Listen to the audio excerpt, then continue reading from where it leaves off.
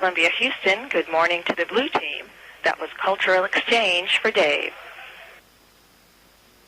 Good morning, Stephanie. The blue team's up, and we're ready to go to work. Thanks a lot. You are very welcome.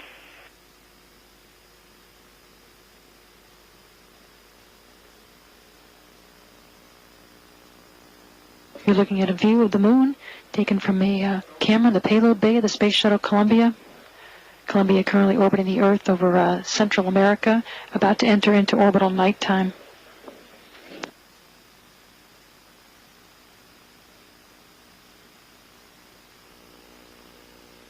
We now have a live view of an experiment on board the Space Shuttle Columbia.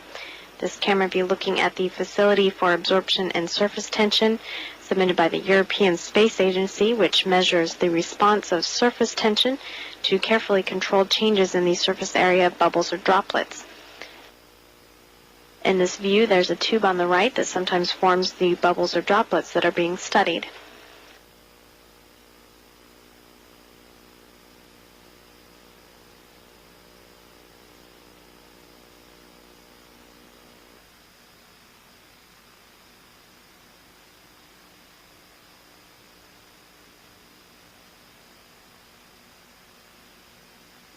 This live downlink on NASA television is from the initial run of the laminar soot process experiment, the LSP. This experiment looks to better understand the formation of soot.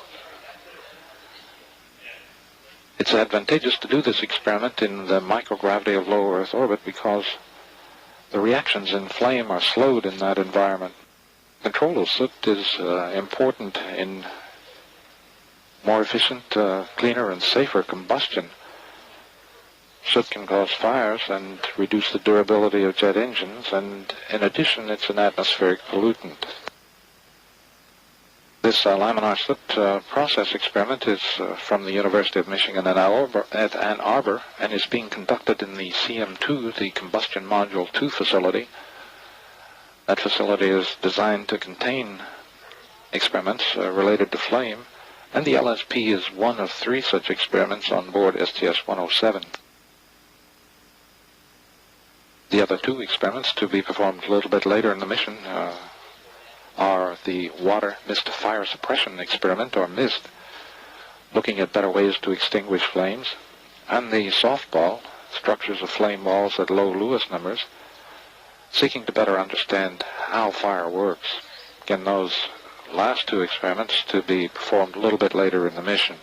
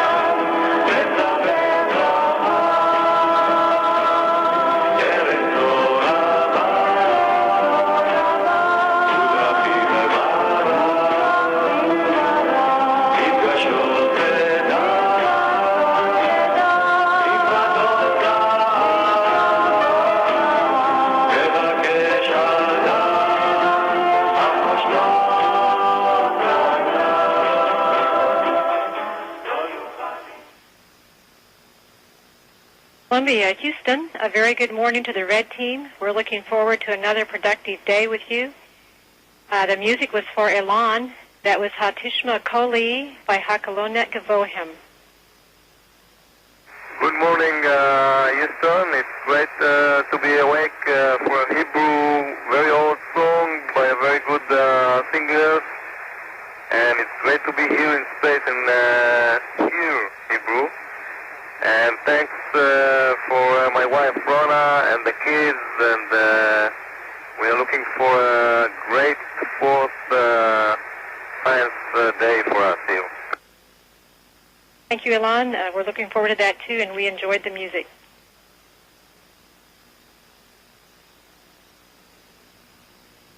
Good morning, everybody. This is Willie on our ergometer on the flight deck. He loves to exercise, as you can see. This view is one of the most outstanding ones that we've had during our time up here. It's a pass over Saudi Arabia and the Persian Gulf. You get a good idea of the incredible views of clouds and water, and combined with the land, here you see some red sand dunes. The views have been incredible. We also passed over San Diego today and could see the very dramatic coastline there, and had some other nice passes over the eastern seaboard. Unfortunately, we don't get as much time as we would like to look out the window, but at every opportunity we take a glance at our glorious planet. Here's Mike Anderson, our payload commander, working on the combustion module 2. He was getting it configured for some tests later today. He's inserting a special module into this rack to do the laminar soot process experiment that's looking at the basic physics of flames and how to prevent more soot from coming off of them. Again, here we have Elan Ramon working on MEDEX. He's looking at a computer and commanding some radiometric cameras outside in the payload bay that are measuring the reflection off of dust in the atmosphere. It has a huge impact on weather patterns across the planet. Elan, as you probably know, is from Israel, and we're proud to have him here on this flight with us. He's been an invaluable member of the crew. We couldn't work on board without computers, and here you see one of the dozen or so that we have on board, and we interface with almost all the experiments with these computers. Of course, the computers can't do it all. Here's Elan looking out the window real time to see where the dust storms are most significant so that he can direct the cameras to the right place. Here's Kalpana Chawla, our American astronaut from India. She's working on an actual laminar soot process test that was done today. Elan did one as well, and we're told the test came out wonderfully, and the investigators on the ground are thrilled with the results that they've gotten. Again, this experiment is looking at preventing any extra pollution and maximizing the efficiency of any number of types of different flames in engines or any other combustion process.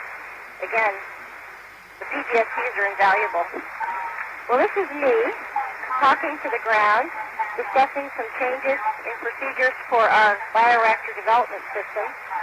We're growing cancer cells and bone cells together, looking at the signals that cancer cells send to bone cells.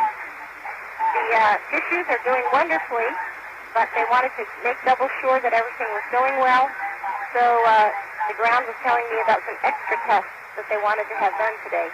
We performed those tests, and the tissues are growing well and metabolically very healthy. And Dave Brown was, again, our wonder geographer who was showing me doing this.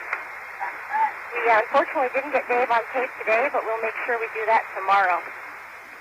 Here's Rick Husband, our commander. As you can see, being a commander entails a plethora of different activities. This is the mechanics of granular materials payload, which is looking at the physics of sand and solids, shifting soils in earthquakes. We're having a little bit of less than optimal packing of the sand. So Rick is attempting to take a big slump out, and this gives a new meaning to packing sand up here in space. Here again is one of our incredible views. This is the view that we're in for our false limb attitude. This payload is from Goddard Space Flight Center, looking at the limb of the Earth, looking at the ozone across the limb of the Earth specifically. This is a closing shot of the limb of the Earth coming across the Appalachians down there at the bottom of the screen, coming toward the eastern seaboard of the United States of America. We're proud to have brought you this, and thank you very much. Goodbye. Laurel, that was marvelous. Thanks very much for that great video.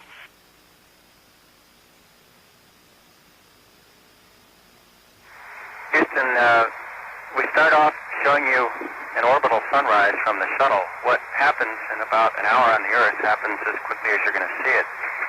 This is a view out the back window when we're flying Payload Bay to the Earth. Orbiter at night is a very pale blue, but rapidly it'll become kind of reddish, turning to gold, and even brighter gold. And then the orbiter becomes quite white.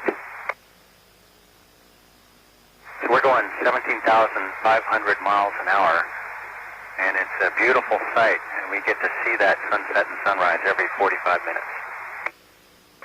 This is from this morning, and the blue shift getting to work. We sleep in sleep stations, which are bunk stacked 4 high. This is Mike and his. There's 1 below and 2 above.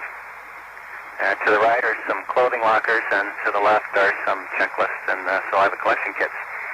First thing we do for part of our biology set of experiments is record how we slept. And so that's what Mike doing, is filling out a paper log. He's also got a saliva collection kit in his hand. Flight day 5 for the blue shift, and we pretty well got our sea legs, and we're getting adapted to sleeping in space, and actually starting to enjoy it quite a bit. Then, of course, it's time to get up and go to work, and looks like Mike was dressed to work from the start. Nice thing about microgravity is you can sleep in your clothes, and they don't get wrinkled. The middeck was pretty crowded this morning. We actually had all 7 crew members while we're doing our post-sleep activities and some payload ops at the same time.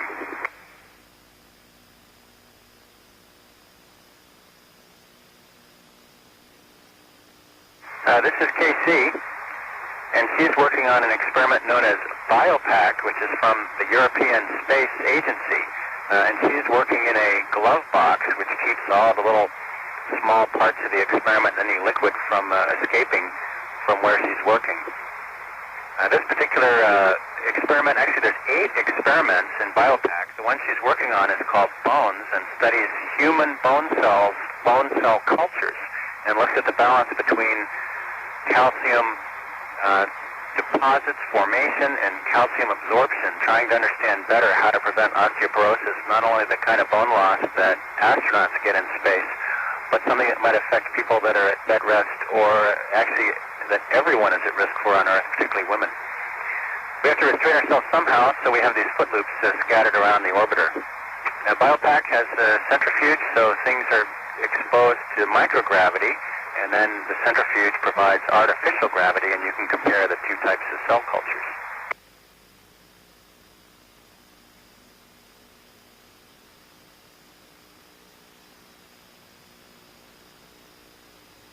Next up for the blue shift was a blood draw back in the space hab. Here Laurel is, I think she's telling Mike at the moment that this isn't going to hurt her a bit. It turned out we're going to do the blood draws up against the stowage rack, so we decided to use the straps to help restrain the subject and also make sure that Mike can't make a quick getaway from Laurel.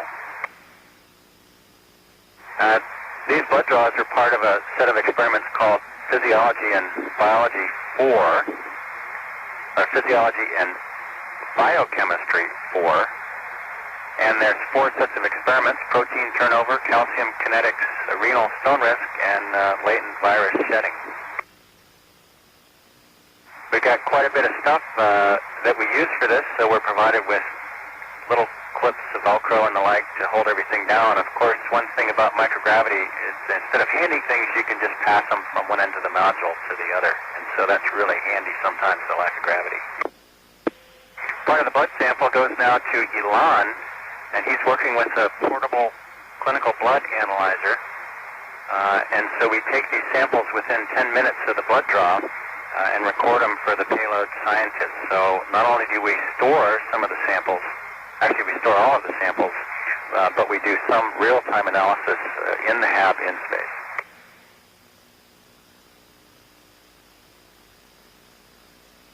We're kind of multitasking here in that we're using the combustion experiment as a workspace. So we kind of share all the space and all the payloads and take advantage of a spot when we can. This next clip, I'm going to step back to yesterday.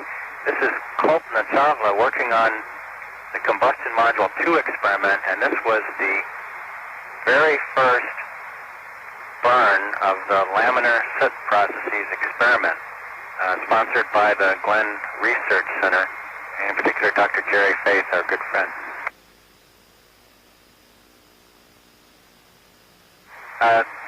Combustion Module 2 looks at a variety of issues that we face here on Earth.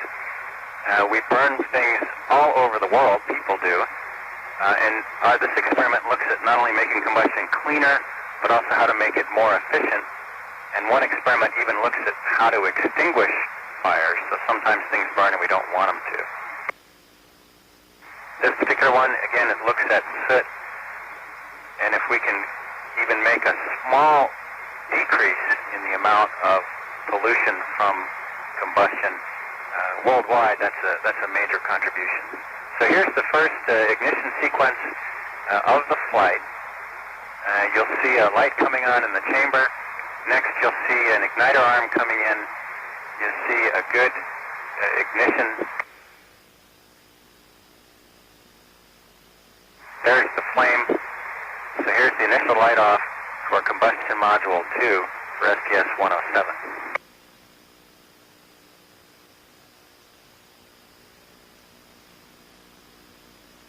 This flame is contained in a sealed cylinder. It's about 4 feet long by 3 feet in diameter, and we change out the hardware for each of the 3 major experiments in combustion module 2. The experiments run with a laptop computer, which you can see Casey working on. Here's her checklist. And we trained over the last 2 years on how to do these particular procedures, and so far all that training has really paid off. So congratulations to CM2. I'd like to finish this pass with a view flying over, right now, Egypt, passing to the Red Sea, and on the top left is the Sinai Peninsula. You can see some clouds overhead. Just coming into view are some contrails from jet aircraft. It's just been full of beautiful sights up here on STS 107, and the views out the window just don't stop being really, really great. Here we are continuing. Jordan will be on the left and Saudi Arabia to the right. So with that, I'd like to conclude the Crew Choice Downlink, and we look forward to continuing to work in space in all the great payload science that we're getting to do. And Dave, we give our sincere thanks to you guys for setting that down. That was probably the most interesting thing that Orbit 4 has seen in a couple days. And you did a fantastic job of narrating. I think I can get you a job as a Capcom when you come home. Ken, I'm not ready to come home.